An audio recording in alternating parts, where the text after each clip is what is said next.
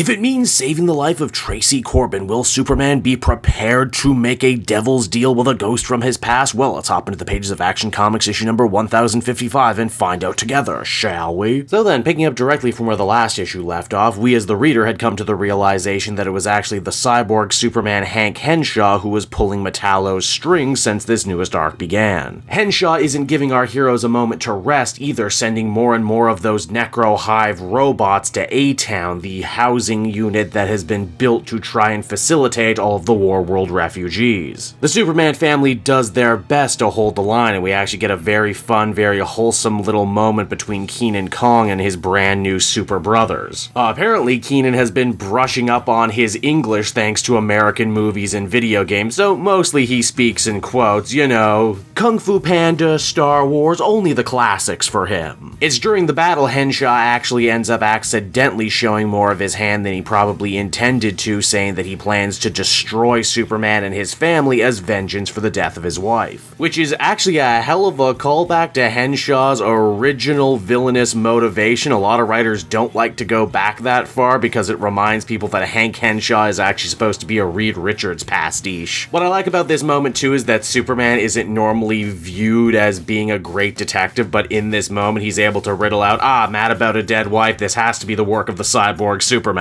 With that, half the team stays behind to defend A-Town while Superman and the others go to the Fortress of Solitude to plan their next course of action. Metallo is there too, having made peace with the Superman clan at the end of the last issue if it meant the safe return of his sister Tracy. What exactly is Superman's plan? Well, it's one hell of a Hail Mary play. You'll remember that the Cyborg Superman is actually half clone of Superman and half cybernetic enhancements. That means to track down this genetic material, Clark opts to enlist the help of, get this, the freaking Eradicator, yeah, from the death of Superman. You'll recall that the Eradicator had two functions, one to protect the sanctity and purity of the Kryptonian bloodlines by any means necessary, and also to wear kick-ass Bret Hart shades. I love too that the second this thing comes online, it starts talking all sorts of crap about Connor and John, calling them a sullied clone and a half-Terran prodigy. Would you like me to eradicate them first, Superman? No, please don't eradicate my son and my other son, just lead us to Hank Henshaw's hideout. It's on the way we actually get some very interesting characterization regarding the super twins. You see, the girl, Otho, hates the idea of working with Metallo, especially after he tried to kill her brother Ossul. She even goes as far as to call him unmade instead of his name, with all the venom and anger of a slur. Of course, Superman being Superman uses this as a teachable moment, saying that people who are enemies don't always need to be our enemies, and that we always need to temper our justice with mercy, lest it only be revenge. I like this idea too that these kids spent so much time on Warworld, they are probably going to need to unlearn and deprogram themselves from some really bad ingrained ideology that they probably picked up growing up under Mongol. This also ends up being a really great character moment for John Corbin too, because you see, he's not even mad that the twins are mad at him, quite the opposite. He sees a lot of himself and his sister in them. In fact, we even flash back to that story we had seen previously involving little John given a gun by his dirtbag father after his dirtbag uncle got shot and killed. John was supposed to get rid of the gun, but instead he hid it, knowing full well that he might need it one day in case his abusive father ever came for his young sister Tracy. In fact, John killed his own dad in a watershed moment that he says was one of the first and only times in his life when he ever truly felt powerful. And that in many ways he's been chasing that power ever since, which might explain his fascination with turning himself from a human into, well, basically a bigger, nastier gun. Weirdly though, for the first time in his life, Metallo thinks that he actually has hope. Superman showed him mercy. They're gonna save his sister from the Cyborg Superman, and then hey, who knows what could possibly happen? Maybe even Metallo could become a hero too. Oh, why do I feel like those are words that poor John Corbin are going to end up regretting sooner rather than later. Finding Cyborg Superman isn't all that hard. He was hiding out by the airport in a old abandoned LexCorp graveyard for forgotten technology, kind of fitting when you stop and think about it. The irony also isn't lost on Hank Henshaw either, that with him, Superman, the former Metropolis Kid, and Steel all in the same place, this is basically one giant reunion from the reign of the Superman. As we discover, Hank Henshaw has been keeping himself busy over the last couple weeks and months Tracy is alive, but that might not be a good thing for John or our heroes. Against her will, Tracy Corbin has been given her own Metallo upgrade, and now Cyborg Superman is setting her loose on the Man of Steel and his family as the comic comes to a close. And so that was Action Comics number 1055, everybody, and man, as this story goes on, I think Philip Kennedy Johnson really is showcasing how great he is when it comes to these little interpersonal character moments. His take on the Superman family just feels so real and palpable. I love getting to see Superman as father and teacher. This is also the deepest and most interesting Metallo has been in G's forever. I never thought I could actually sympathize with the character and have my heart break for him, because I know this story isn't going to have a happy ending for him or his sister. In fact, the character stuff in this book is so good it almost distracts you from how good the other stuff is. This one was filled wall to wall with great Reign of Superman, Death of Superman, Easter eggs, callbacks, and references. Made even better by the fact that it all was super organic and totally not obnoxious like it could be in another much lesser story. Also, I know it's super overdone at this point, but I do actually like the central theme of familial relations that goes through this first arc here. John and his sister, the super twins, John's relationship to his parents and how it's changing as he himself grows and evolves. Even Cyborg Superman himself could be seen as the ultimate dark sheep of the Superman family because, well, he does get to keep carrying around the Superman name and he is basically half a clone of Superman, who is ultimately motivated by the death and disillusionment of his own family, something that other writers really don't glom onto, but Philip Kennedy Johnson does here in this story for what I think is great effect. Beyond that, the art is good, the action is good, yeah, no notes, I'm absolutely loving this one. What a great time to be a Superman fan. I know I say that a lot, but I think it bears repeating. Overall, I would give this one a very positive 8.5 out of 10.